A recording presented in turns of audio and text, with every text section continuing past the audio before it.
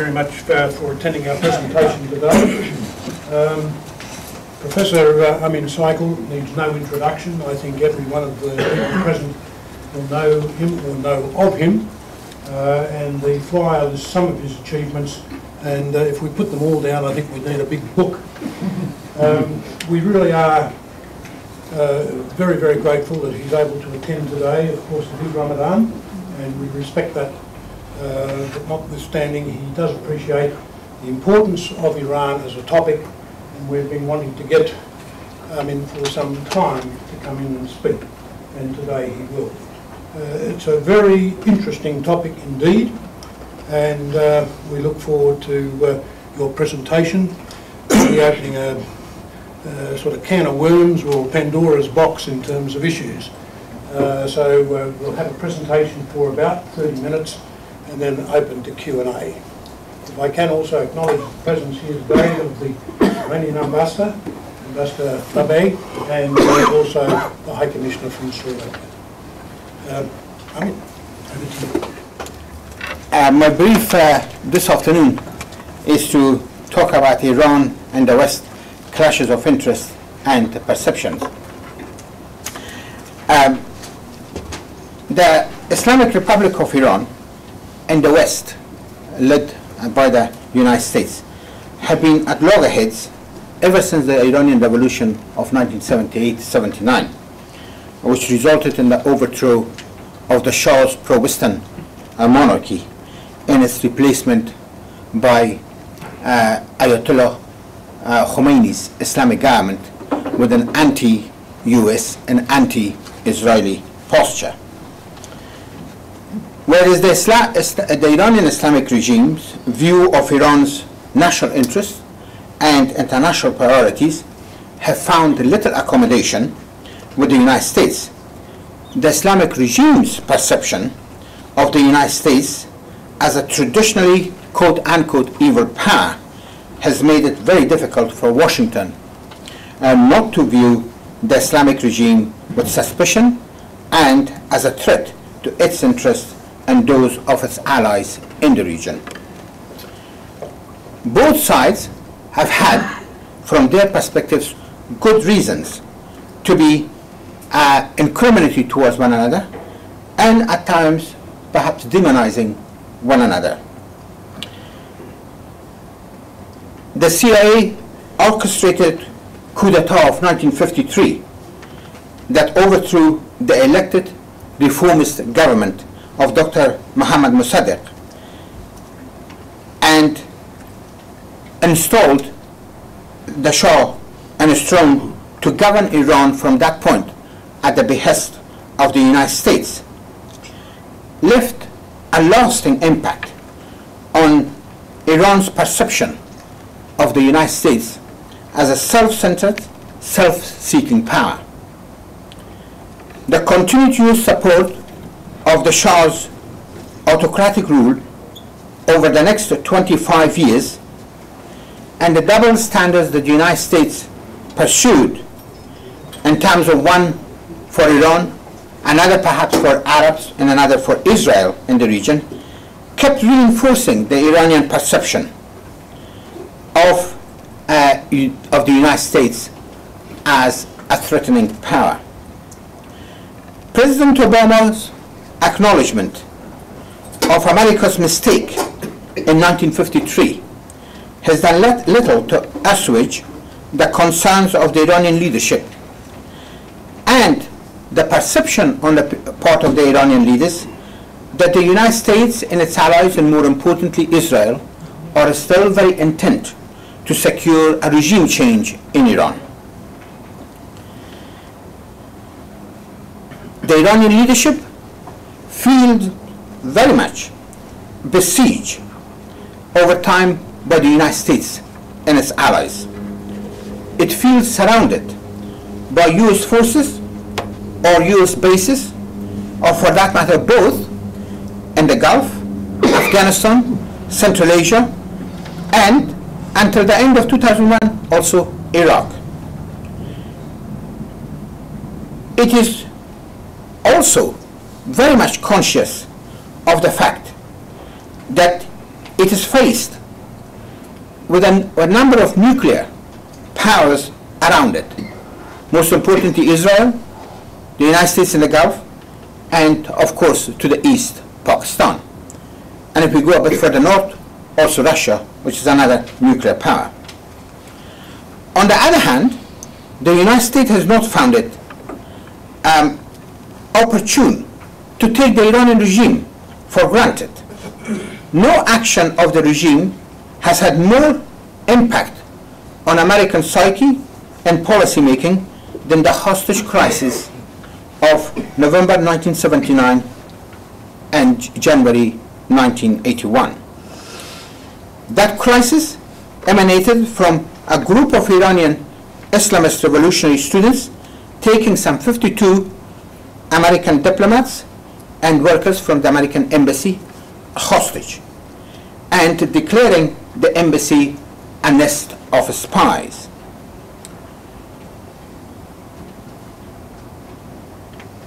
Imam Khomeini's backing of the student as a way of punishing what he called the Great Satan for backing the Shah's dictatorship against the Iranian people for so long, yet became another factor in the complication of the relations between the United States and the Islamic regime.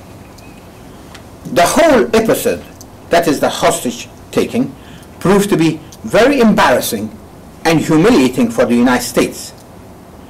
It showed the helplessness of the United States as a superpower to face Khomeini's resistance or defiance in the international order.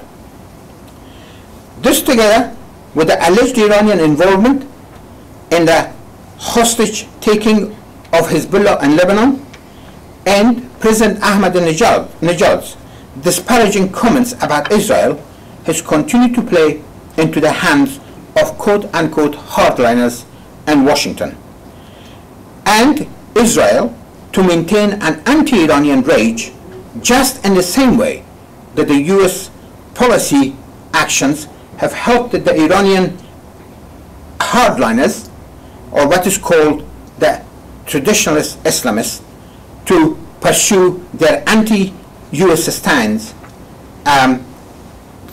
largely for domestic reasons, but also for a number of foreign policy objectives.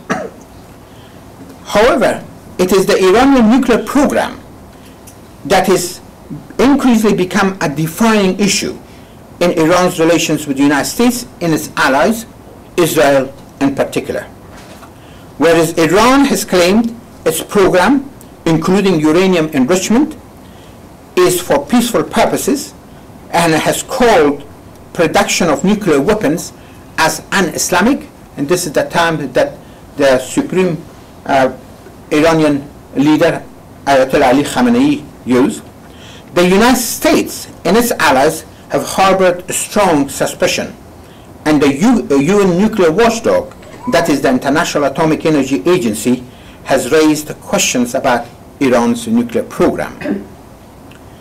They have not so far, neither the United States, nor for that matter the International Atomic Energy Agency, have so far produced any solid proof that Iran does have a secret military nuclear program. The International Atomic Energy Agency, its questioning is based largely on an assessment of the number of centrifuges and the Arak heavy water reactor that Iran has made operational, as well as the Iranian refusal to give free access to the IAEA to all its nuclear facilities, which Iran has regarded as an invasion of its sovereignty.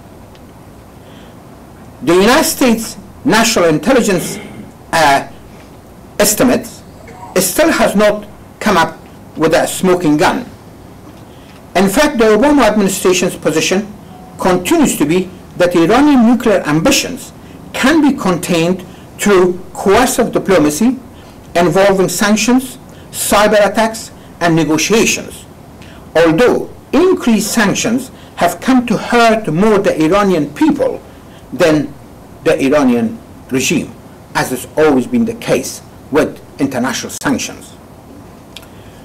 By the same token, in contrast to repeated warnings by Israeli Prime Minister Benjamin Netanyahu and some of his ministers that Iran is on the verge of producing nuclear weapons and that Israel will not allow this to happen, several credible serving and retired Israeli military and intelligence figures, including Chief of Staff Lieutenant General Benny Gantz, have cautioned against any attack on Iran.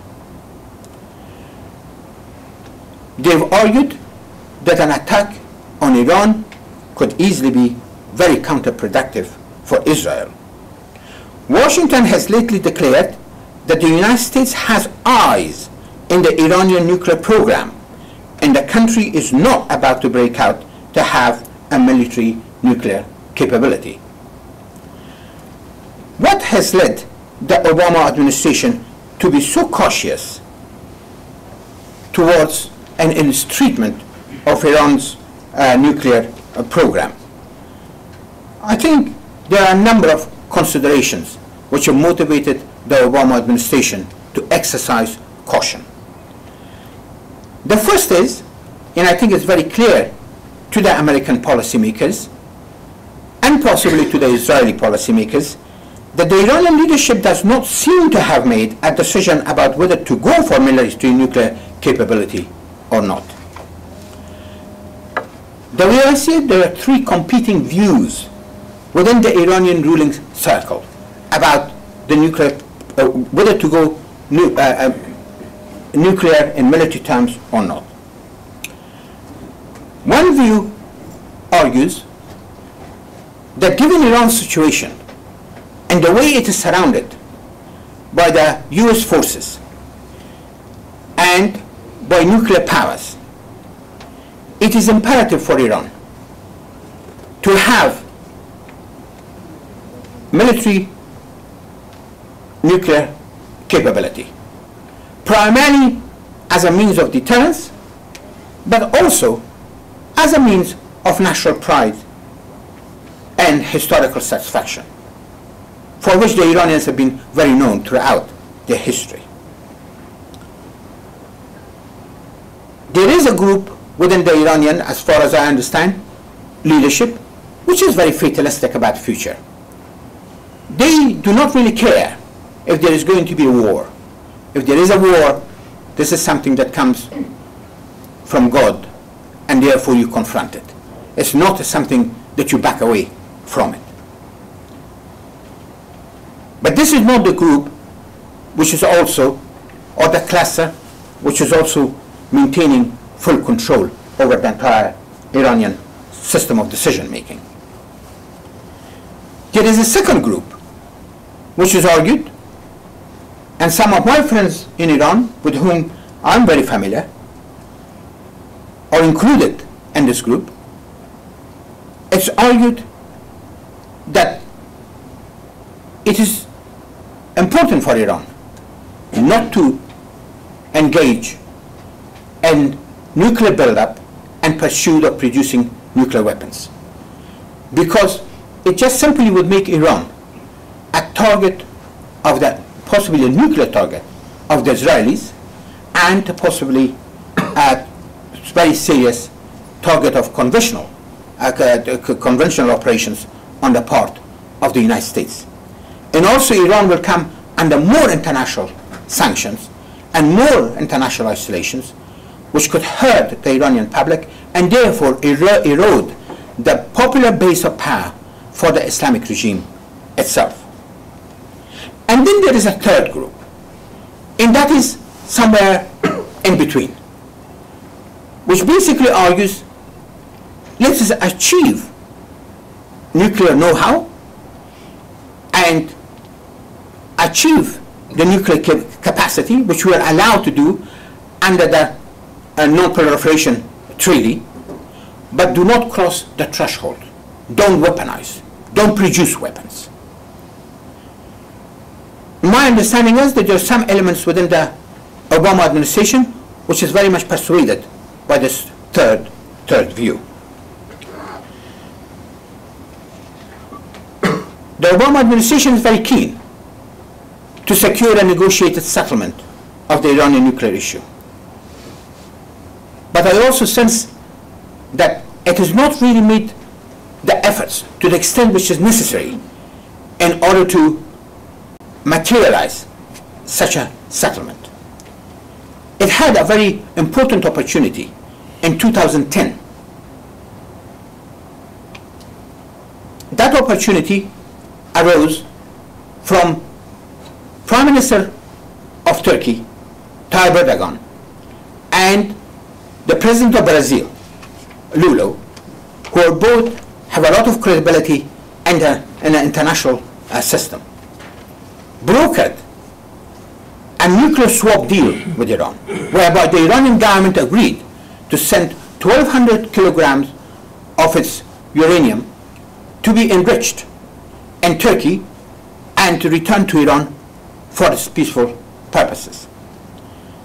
This is what actually the European, or a number of members of the European Union had demanded it. But in the last minute, they backed down and they claimed that Iran was not sincere. From my point of view, I think it was a very important opportunity that was missed. The Obama administration could have really capitalized on that in order to test the Iranian sincerity. And it didn't do that. And an important opportunity sort of was missed. The second consideration that is cautioned the Obama administration is that it doesn't want to really repeat the mistake of the Bush administration as it was committed in relation to Iraq. That a war was launched in pursuit of destroying Saddam Hussein's weapons of mass destruction and delinking Saddam Hussein from international terrorism, and yet at the end, they did not come up with any evidence to prove that either Saddam Hussein possessed weapons of mass destruction or there was a link between Saddam Hussein's regime and international terrorism. The third consideration that cautions the Obama administration is that a military attack on Iran could only set back the Iranian nuclear program by a few years, but not really destroy it. But this would be achieved at a very, very high cost, particularly in the event of an Iranian retaliation. If there is an attack on Iran, what assets Iran has at its disposal to retaliate? Well, in broad terms, it has non-military assets and military assets that it could use. Non-military assets includes the use of its oil as a weapon. It could switch off that flow of its oil. It's going to hurt Iran, but it's also going to hurt the United States and its allies, particularly in the present climate of economic fragility which prevails in the world and the financial difficulties that prevails in the world. It will try to close the Strait of Hormuz, through which more than 80% of the Gulf oil is exported to the outside world. Of course, the United States has declared that it will not tolerate the closure of the Strait of Hormuz. But at the same time, one must rest assured that the Iranians have done everything possible to have the necessary capacity to cause the closure of the Strait of Hormuz if it becomes absolutely necessary. Iran can also and has the capability to make life extremely difficult for the American forces in Afghanistan, and for that matter for Allied forces in Afghanistan, which are due to withdraw by 2014, but not, of course, all of them. The United States will still probably maintain about 10 to 20,000 troops in a number of bases, and of course a number of also special forces for forward operations against against terrorism. Iran may also have the capacity to make life very difficult for the US and its allies in the Gulf, particularly in the United Arab Emirates. Iran has the capacity to unleash, to use subnational groups in Iraq and subnational groups in Lebanon, particularly Hezbollah. They all can produce a real havoc right across the region. But beyond that, Iran also has military options. Iran does not have the same firepower as the United States and Israel, but it can make up for a lack of it by the fierce nationalism which is now combined with the principles of Shiism to mount a very strong resistance. And it has a well-developed missile system, including Shahab 1, Shahab 2, Shahab 3. Shahab 3 has it can hit a target within 2,000 kilometers, which can reach Israel. They may not be terribly accurate, but they can terrorize not Israel, but also the other parts in the region. And that could include some of the Arab allies of the United States. The Obama administration is concerned about the consequences of an attack on Iran. Israel, the Israeli Prime Minister, has continuously tried to play down the consequences of such an attack, and is trying to promote the idea that Israel has the capacity to make a clean job of attacking Iran. And of course, a secret document was released only yesterday, which outlines that how Israel would be in a position to go and take out Iranian nuclear installations and also some of its military bases, military arsenals, without creating the necessary space for Iran to retaliate. But I think this is, this is more of a dream, the way I see it at the moment, on the part of the Israelis. There's going to be no such a thing as clean operations.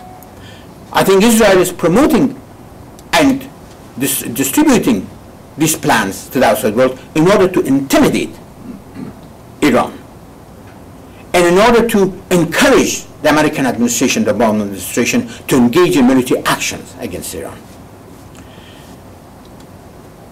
My fear at the moment is that the Israelis may well try to engage in some form of military actions, possibly in November, just before the elections, so they can force Obama's hands to participate in military operations. Because if it doesn't, then he will appear as a weak president, and therefore Mitt Romney, a hardline Republican, could win the elections. I think because of these reasons, while a war is possible, I do not think that at this point it's inevitable. But it is a possibility, but could be very devastating and could really set the whole region in an inferno. And also, the more you intimidate Iran, the more you're likely to get the Iranians to harden their position. And that is the way that Iranian political system and political culture has worked in the past, and I doubt it very seriously that is going to alter dramatically in the foreseeable future.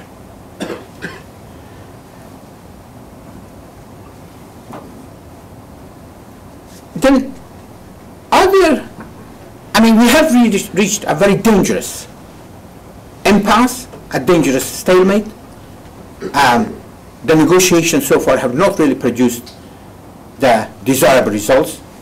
The Americans demand a total halt on Iranian uranium enrichment program, and the Iranians are not really prepared to do that because they claim that they are entitled under the non-proliferation treaty to enrich uranium for peaceful purposes. But the situation has reached a point that a military exchange or confrontation is becoming more and more possibility, if not an inevitability. So what's the way out then? Are we really too late? And can we really, is there room for some sort of a compromise on the part of the both sides in order to diffuse this very explosive situation?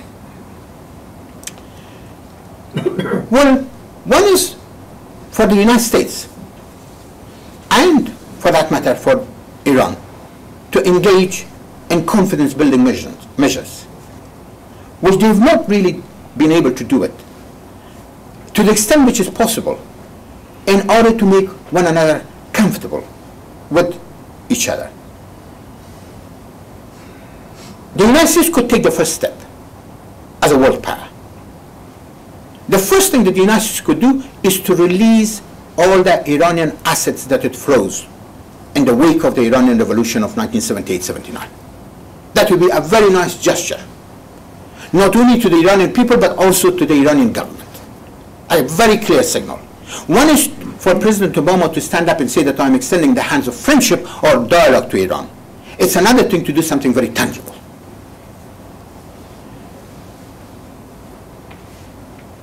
And that could be followed by other important confidence-building measures. And the Iranians would have to really respond. The second way out of the crisis is to have a region-wide regime of arms control, to include Israel. Don't just focus on Iran, but have a region-wide regime of arms control. It had been proposed by the UN, but by 2014, 2013, a major international conference should be held to declare the Gulf as a nuclear-free zone. The Middle East is a nuclear-free zone. But I know that neither the Israelis nor the American leaders would agree to this.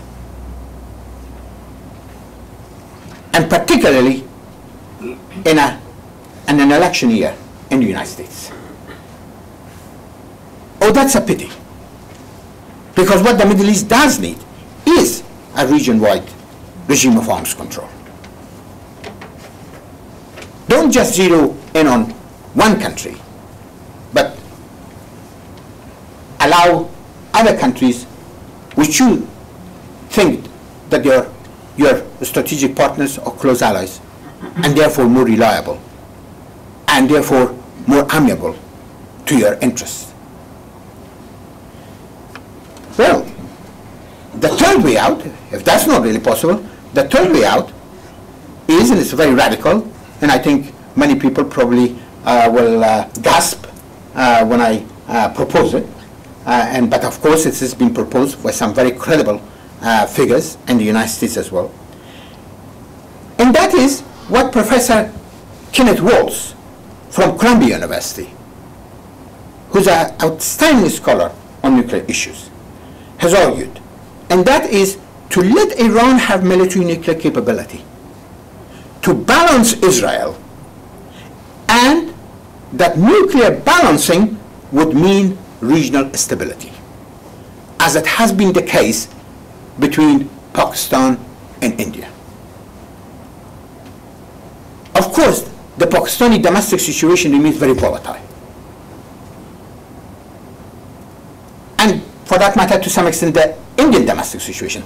But the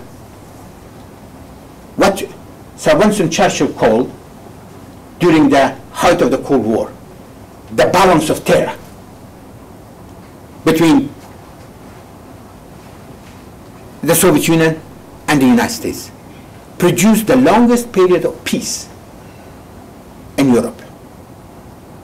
And a similar sort of balance of terror, nuclear balance, has produced a stable relationship between Pakistan and India, irrespective of their domestic volatility. Of course, this is not something that Israel would accept, or for that matter, the United States will immediately accept. But I think what Professor Walsh has proposed in an article recently in Foreign Affairs does make a lot of sense if we are after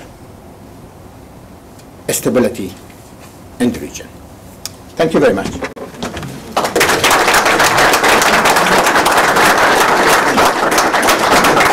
Do you want to take Q&A standing there? Or? That's fine. Okay, well, open up to the floor. I might just start off. You mentioned a number of national groups as part of the equation of considerations. You didn't actually mention, so you mentioned Hezbollah and Hamas, but what about the Sunni-Shia divide also as a consideration? Yeah, well, Iran's relationships with not so much Hamas, but certainly Hezbollah, and of course the Iranians have acknowledged that they've got close relationship, close organic relationship with Hezbollah. And Hezbollah is very well armed. It has the capacity to fire anywhere between 30 to 50,000 rockets into Israel, if it comes to that point. We know that in 2006, Israel tried to destroy Hezbollah, but did not really succeed. If anything, it proved to be very costly for Israel, despite the fact that the United States and Britain tried to postpone a UN Security Council resolution for a ceasefire as long as they could in order to give Israel the opportunity to succeed in its plans. And at the end, it didn't. Since then, Hezbollah is even stronger in many ways. It is an important force in Lebanese politics, and it's also become an important military force against Israel if it comes to that point. Then there's, of course, subnational groups in Iraq. I mean, you do have the Muqtada Sadr, the Mahdi army in Iraq. I'm not saying for a minute that they are completely protege of the Iranians. Nonetheless, they do have very close links with Iran, and they have been supported by Iran. But at this point, I also want to make one other point, and that is that if there is a perception that Iran has strengthened its regional position over the last 10 years in terms of creating a strategic entity stretching from Western Afghanistan to Southern Lebanon, it's not because that Iran itself has done anything big. It's not as a result of any major initiatives that Iran has taken in terms of going and invading another country or sending troops to another country. It is largely because of the political and strategic vacuum which has been created because of, if I could put it in that way, the U.S. policy failures in the region. U.S. policy failures in Iraq, U.S. policy failures in Afghanistan, U.S. policy failures in Lebanon, U.S. policy failure on the Israeli-Palestinian front. That is what's really created that political and strategic vacuum, which if you are in a position of Iranians, you will take advantage of it. Why wouldn't you? Because you are just as much concerned about your national interests and national security as the United States and its allies are in the region. So there are a number of subnational groups that could be encouraged and activated against the U.S. and Israeli targets. Thank you. Open to the floor. Yeah. You didn't mention the Syrian connection. If President Assad's regime falls and he's replaced by radical Sunnis, what's Iran's reaction likely to be? It's reported to have a military presence inside Syria, Revolutionary Guards, maybe even Basij. Would Iran be tempted to go in and take a military position in Syria? I think it's going to be very difficult for Iran to deploy forces in Syria in support of the Assad regime. It is possible for Iran to get involved more indirectly rather than directly. The fall of the Assad regime will create a big hole for Iran's regional position. There's no question about it. And that's why the United States and many of its European allies, as well as regional allies, are very keen to see the back of the Assad regime, because it will have serious implications for Israel, for the United States, and other countries in the region. I personally think that the Assad regime has been very foolish from the very beginning. It could have really contained this crisis by sitting with the opposition forces and negotiating at the very when the first one broke out on Homs. They could have contained it. And what I find very disturbing now is not the loss of thousands of lives in Syria, but also the destruction of so many historical sites and relics. The Christian civilization, the Jewish civilization, the Islamic civilization, they all have their relics in Syria. Aleppo is as old as Damascus, 2,000 to 3,000 years old. And it's now very tragic to see that these historical sites being destroyed. Which almost parallels the Taliban destruction of the Buddha in Afghanistan in a lot of ways. I think that's something that probably the Iranian leadership would have to watch very closely, what's really happening in Syria. Of course, Iran finds it at the moment in its interest to support the Assad regime, and Iranian representative is gone and publicly expressed support for the Assad regime. But at the same time, I do not think that the fall of the Assad regime would have dramatic impact on Iran's relationship with Hezbollah. I think Hezbollah has been preparing itself for this sort of eventuality. And I think it would be a shortcoming on the part of the Iranian policymakers not to have also prepared themselves for a possible fall of the Assad regime.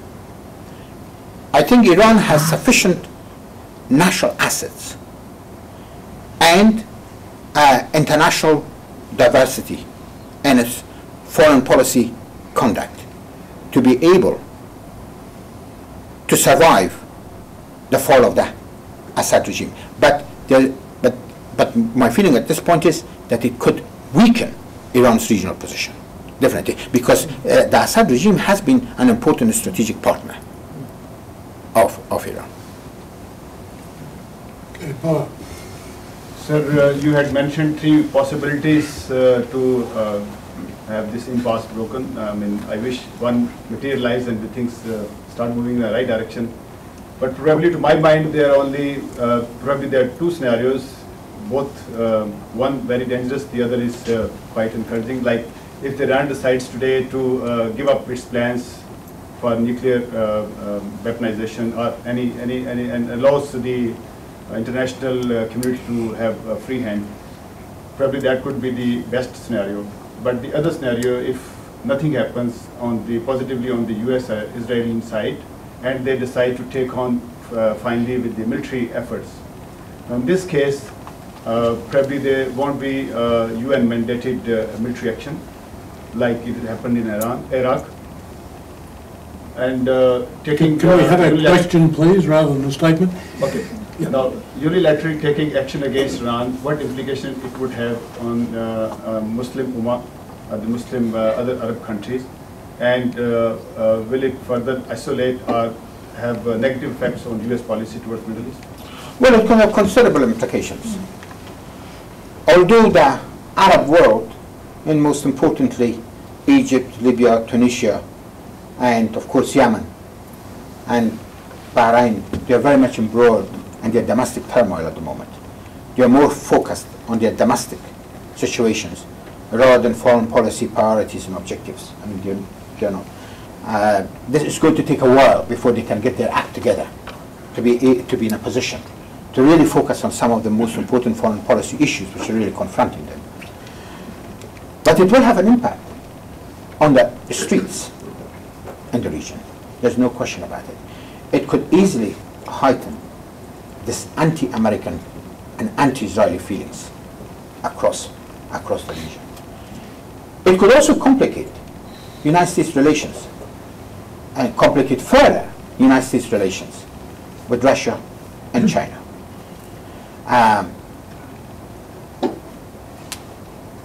At the moment, Russia and China are protecting the Assad regime politically, partly because of their interest in the wider Middle East. They don't want the field to be wide open for the United States and its allies to maintain their traditional geopolitical dominance in the Middle East, as they have. Now they would like to really claim their rights as emerging powers in world politics. And the Chinese even have got more extra reasons. With the Obama administration declaring that its focus is shifting to Asia, to East Asia, which is really perceived by the Chinese as a containment of China. So the Chinese are very much conscious of that fact. And the reason that they're not, neither China nor Russia are really interested in Assad regime per se. What they are really interested is their own interest in the region. They are also aware of the fact that the focus on the part of the United States and its allies on Syria could also it could mean targeting Iran.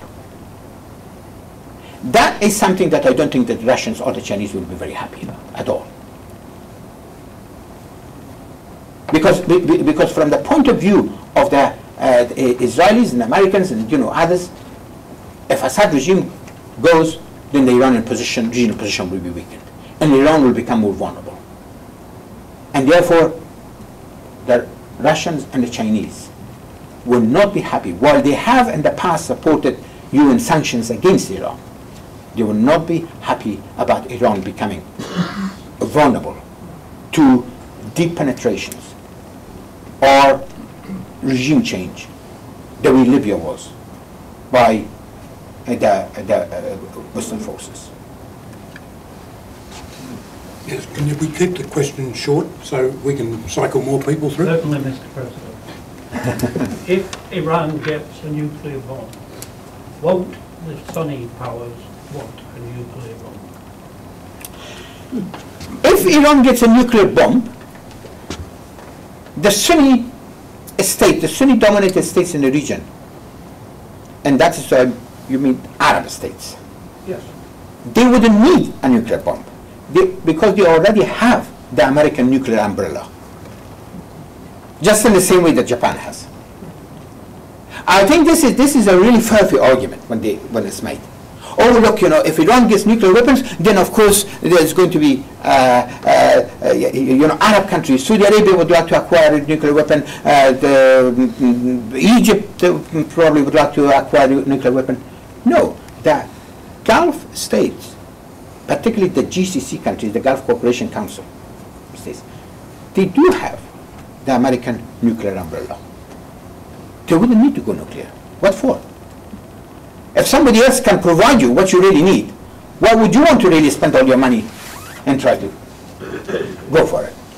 So I don't think. I think at the end you will find that reason will prevail on the part of the countries which are very much afraid of Iran becoming a nuclear state.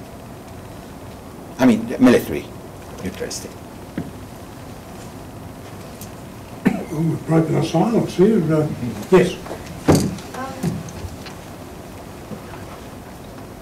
I'm concerned about the internal situation in Iran and widespread reports of increasing repression of civil society groups. And I was wondering if you could comment on what impact you think the domestic situation is having on what the regime can do internationally. Are they facing increasing difficulties domestically, or are things very much locked down? I mean, of course, you're facing substantial domestic difficulties. They're facing difficulties, particularly on the economic front. The sanctions are biting in in many ways. The Iranian rial, from what I read, has dropped substantially in value. There is also a shortage of certain commodities in Iran. The inflation is high, the unemployment is high. But one also has to remember that Iran has lived under sanctions for the last 30 years and has been able, the government and its people, to cope with the consequences of those sanctions. This is not the first time that Iran has come under sanctions, or for that matter the Iranian people. But what really worries me, that ultimately the regime can look after itself. It is the Iranian people who are going to really suffer. One of the arguments is on the part of those who are advocating a military attack on Iran is that an attack will loosen the grip of the regime on the public and will enable the public to rise against the regime and overthrow the regime. But these sanctions, and if the attack comes, may well have the reverse effect in terms of actually mobilizing the Iranian public behind the regime, behind the leadership, rather than encouraging them or stimulating them to rise against the regime. There's no question that, I mean, I think the Iranian leadership would acknowledge that there is considerable amount of public discontent with the regime across the board. But the regime still has sufficient popular power base. And from what I understand, particularly in the rural area, and the upper middle class, by the way, which have benefited from the regime's policies, to be able to hold, maintain its hold on power. And certainly at the moment, there is no viable alternative either. Just in the same way that the United States didn't try to destroy Saddam Hussein's regime in the 1991 Desert Storm, January 1991 Desert Storm, because there was no alternative to Saddam Hussein regime at that moment. And then when they came back 12 years later and invaded Iraq, still the alternative was not there. That's why Iraq is in a mess ever since. One of the things which really goes to the heart of the Iraqi problems is the fragmentation of elite fragmentation. And we're witnessing that to the present day. So all these sanctions on Iran and the possible military actions against Iran could possibly have the reverse effect, rather than achieving what they may have been designed for. Thanks, I mean, that was very interesting as always. Can you talk a little bit about any prospects for internal moderation and change? A few years ago, we thought, some glimmers of light in that direction. which seem to have been snuffed out. But surely over time there has to be some internal change. The people will demand more participation, more rights. Can we hold out any hope that there's any prospect of moderation in the internal situation in Iran in the foreseeable future? Absolutely.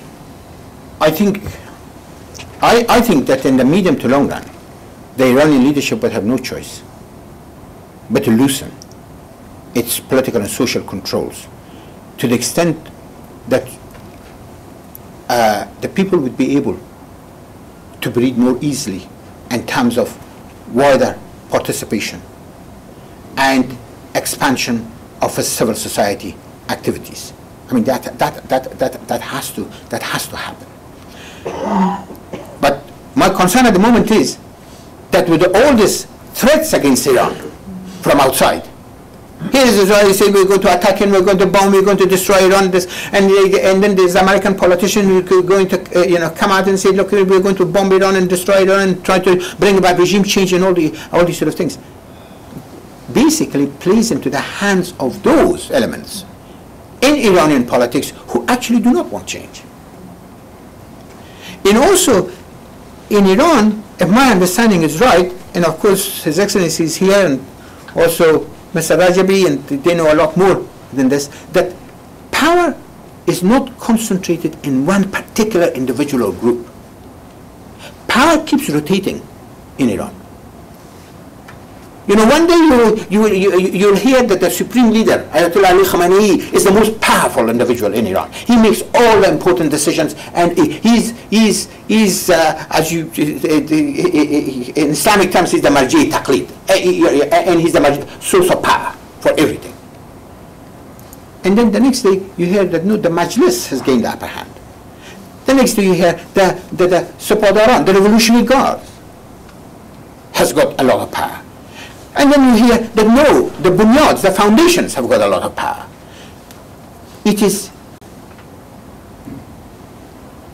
in one way, this is not very good, because it confronts the outside world. It doesn't allow the outside world how to deal with Iran. On the other hand, it's also a source of confusion for outsiders, which in the process can help the regime in Iran. But it's also very confusing in Iran itself. But I think ultimately there have to be political reforms in Iran.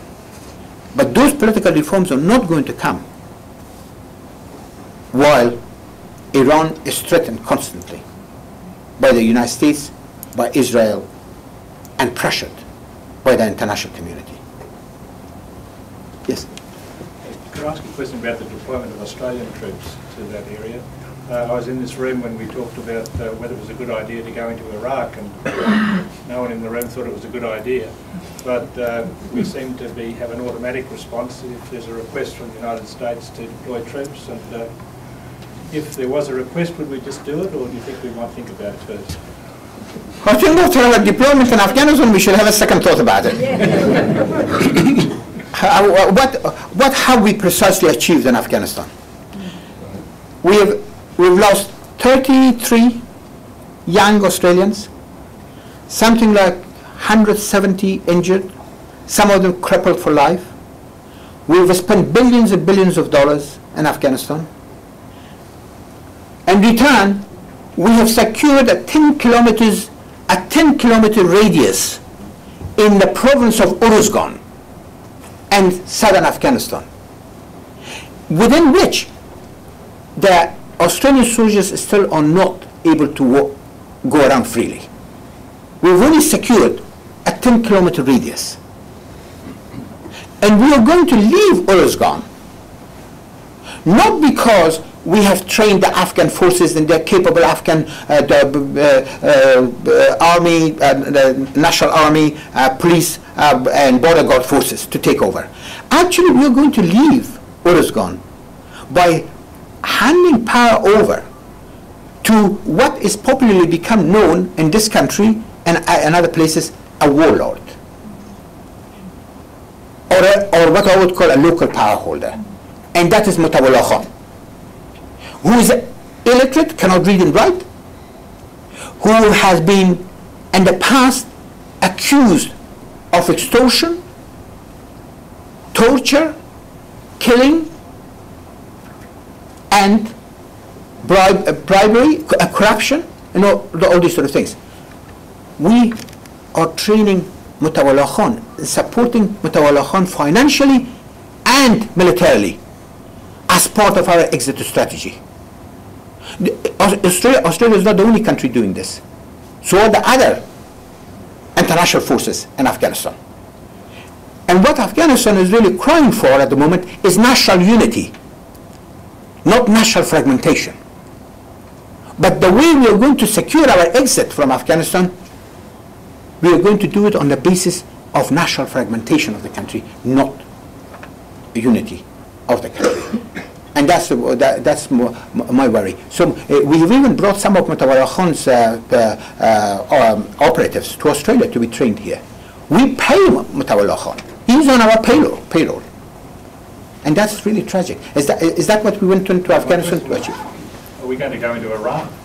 No, but what I'm trying to say, what I'm trying to say that if we see our example of involvement in Afghanistan, would we not really think twice before we go into Iran? Yes, thank you. And we should. I hope our political leaders will think twice.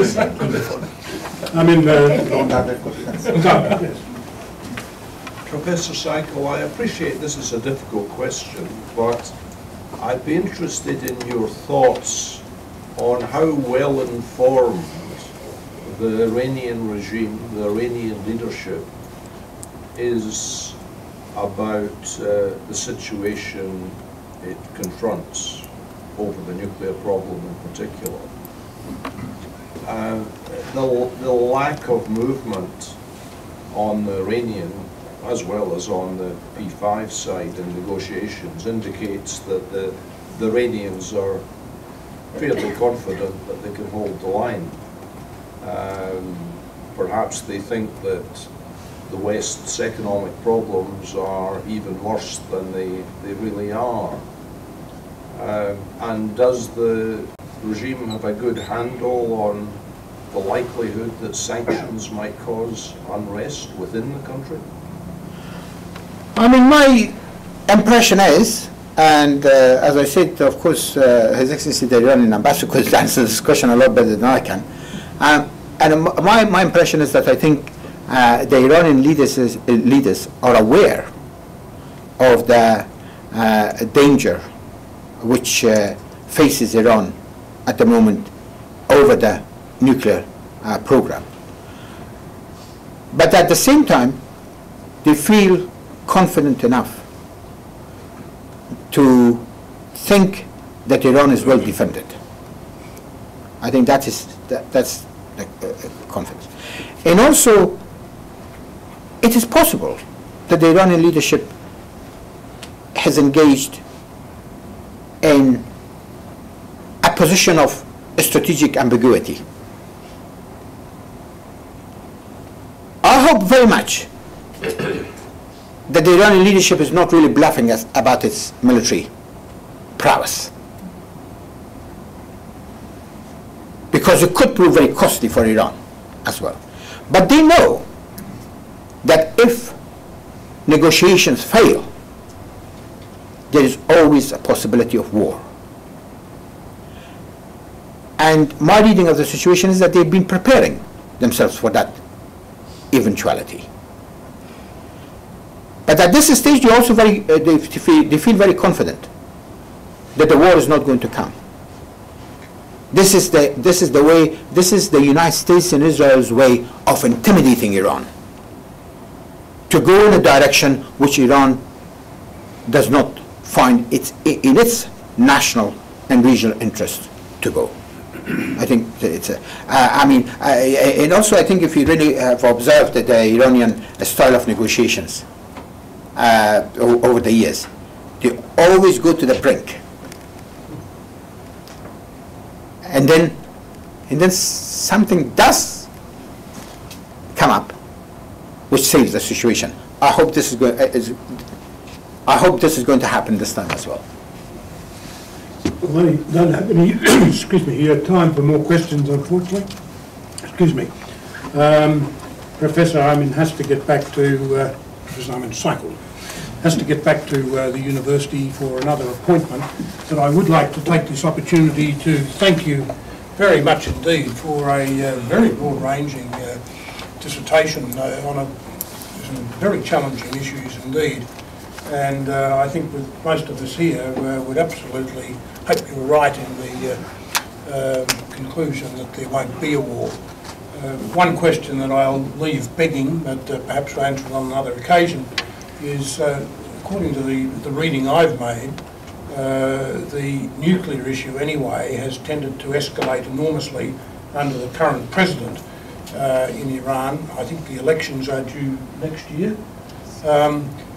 Would the compromise be possible then if there is in fact a change of president, so that the personality issue really is taken out of the equation, and perhaps another president who comes in is then able to take a more moderate line, and there is then that scope.